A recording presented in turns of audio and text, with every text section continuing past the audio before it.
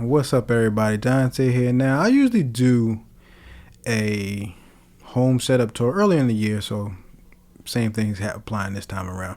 So, first and foremost, I want to start with the whole editing bay. Now, it may be a little overkill.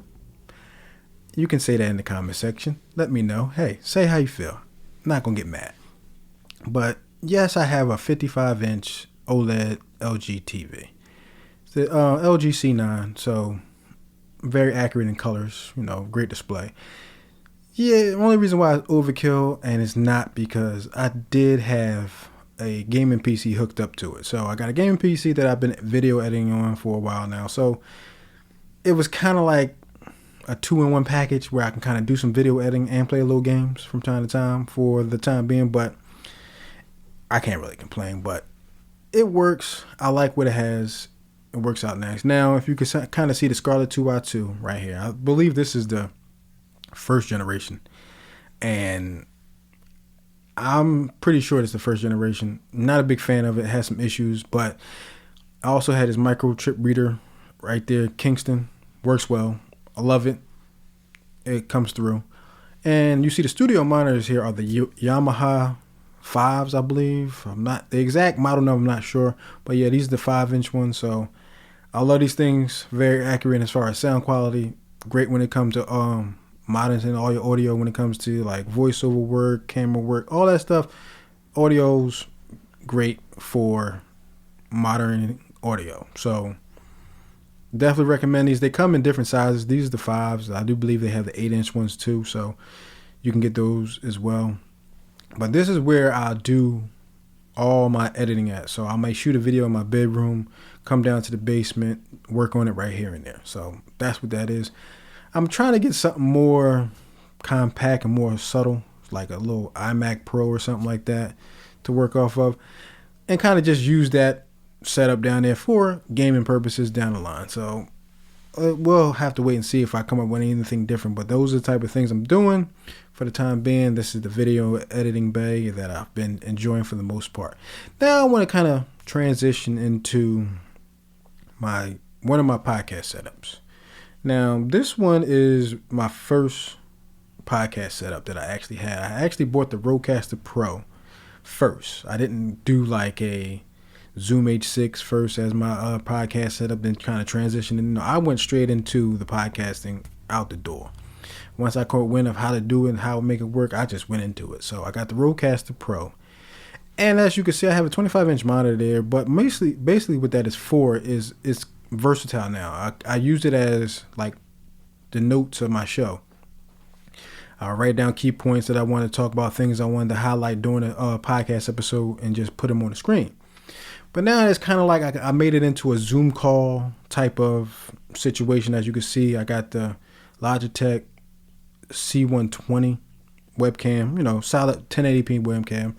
And I got some extra microphones just in case I have some guests. I can always do that and set it up downstairs, have some guests over, have some extra microphones available for me. So if I have about 2 other people on my show, I can do that with no problem. So I'm all set up for that. I'm still thinking about getting one more mic, so I have 4 microphones. So in case I have 3 guests all together, I can kind of have, like I said, have microphones set up for that and just go along with that and just have everything done in a way that just seamlessly have a nice podcast episode with no hiccups. So as you can see, this is the setup, and I use the MacBook Air to take down notes, write show notes, answer questions to anybody I want to ask questions to at the time, whoever's guest starring on my podcast.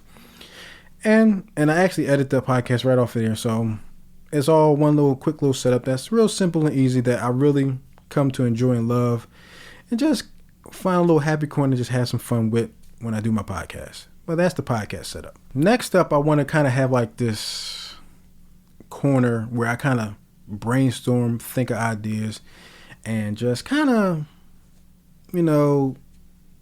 clear my head type of space. So this little space that I made right next to this little closet here, where I got 3 monitors next to me and I got a couple things there, but I used to shoot videos here, but I just took that away and just made it into a little corner where I can kind of pull out a notepad, write down some notes, and get some thoughts together, and just come together with some ideas and just put things together that work and won't work, and what may work and what possibly works but can work in a different way.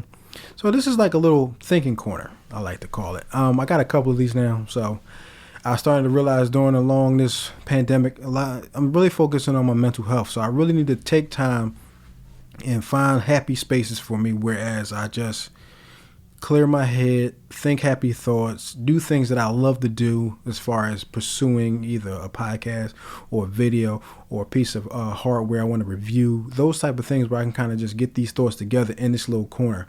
So for me, it's, a great thing to have now, because everybody, the older you get, the more time you're going to need for yourself to kind of get your head right. You don't really pay attention to that until you realize everything is going on around you is really distracting you, but you ain't really got that time for yourself. So that's what this is now. A happy corner where I can just think some thoughts, some happy things that I can just come up with, find a place or something to do in this little corner and just go out and do it. So that's my little thinking corner, mental health corner, whatever you want to call it. I don't have quite a name for it, but that's what that is. But so now I want to switch over to what I do a lot of my A-roll video shots now. Now I actually have a new layout right here where I shoot my videos, my talking point videos now. See, as you can see the layout right here. So it's a little table. I got my Mix Pre 3 in the little corner there. So whenever I put my shotgun mic up and it's ready to roll, put a light to the left of me or right of me, whichever side I want to kind of focus on. Depends on the shot of the video I want to shoot that day. As you can see, I have it pretty much laid out. Simple little table there. If I'm unboxing a product or talking about a product, is all within the shot. Now, right now, I have a Sony camcorder that's 4K. It works. It's been doing the job for a couple years now, but it's time to upgrade. So eventually, I will be getting a Sony A7 III. Now, before y'all say why not the latest and greatest, when I actually get the camera and unbox it, I'll tell you exactly the reasons why I went with this one instead of the new later greatest versions of it. So stay tuned for that. But yeah, this is pretty much like A-roll talking point set up now down in the basement because it got carpet. And most of everything I use is down here. So like the shotgun microphone, the lights.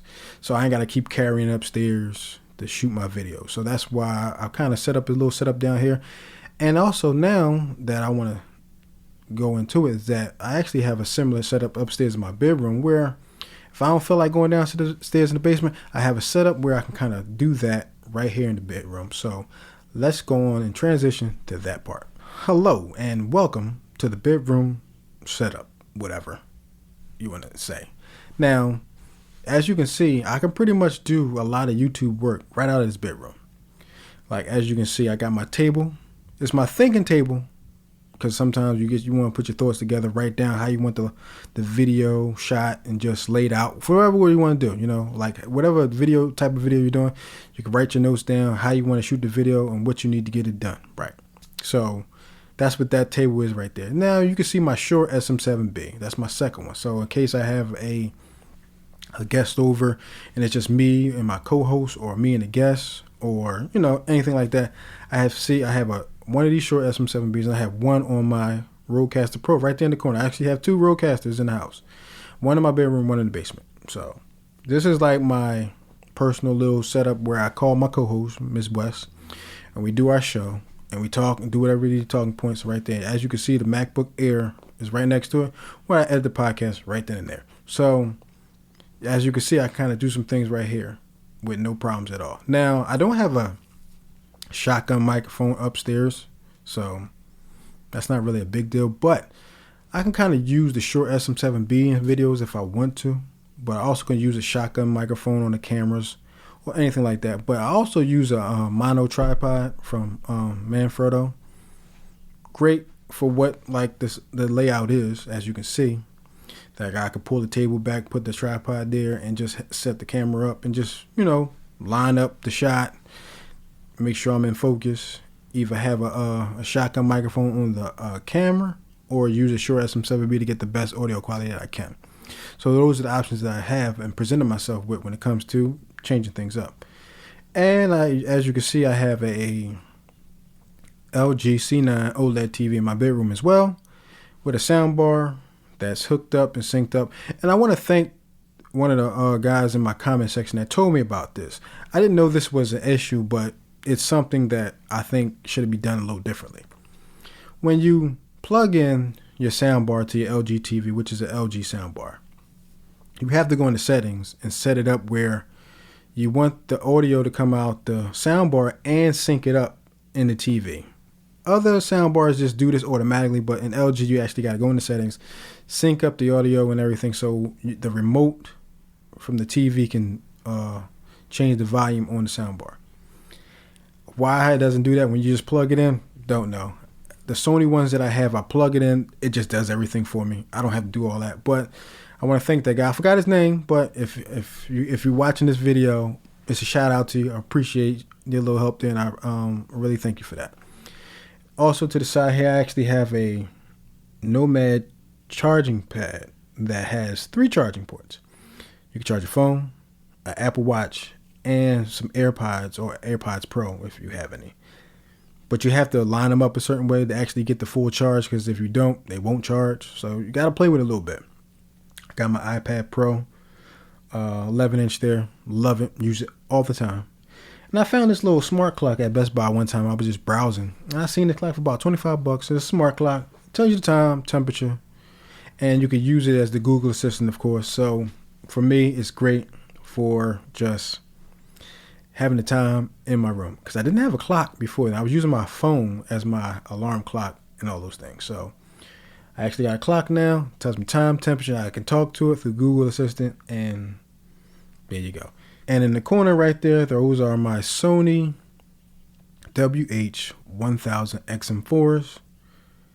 Love those. I had the XM3s. They were great. I love these because you can kind of switch between 2 devices now. Love the sound quality of them. Now, depending on who you are, you may not like them because the bass is too heavy. I love it. I love the way they sound. So those are my favorite noise canceling headphones right now. I have the Bose 700s. Those are good. Those are solid.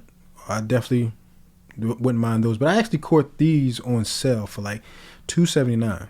So sometimes if you catch the XM4s on sale, definitely jump on them, because the price goes from $350 to $279. So I definitely would jump on them if you can catch them for $279. But that is the setup tour for 2021.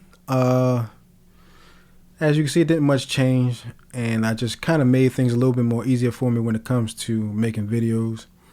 Like I have a setup in my bedroom where I could do videos, and I got a setup in the basement where I could do videos with the same audio quality across the board, so nothing catches any hitches. Video quality will get a little better because I'm going to switch over to a camera, and stay tuned for that. But things are progressing. Things are coming along. I want to thank you guys for supporting the show and channel. Supporting the show and the channel. You can do that. Check out the podcast.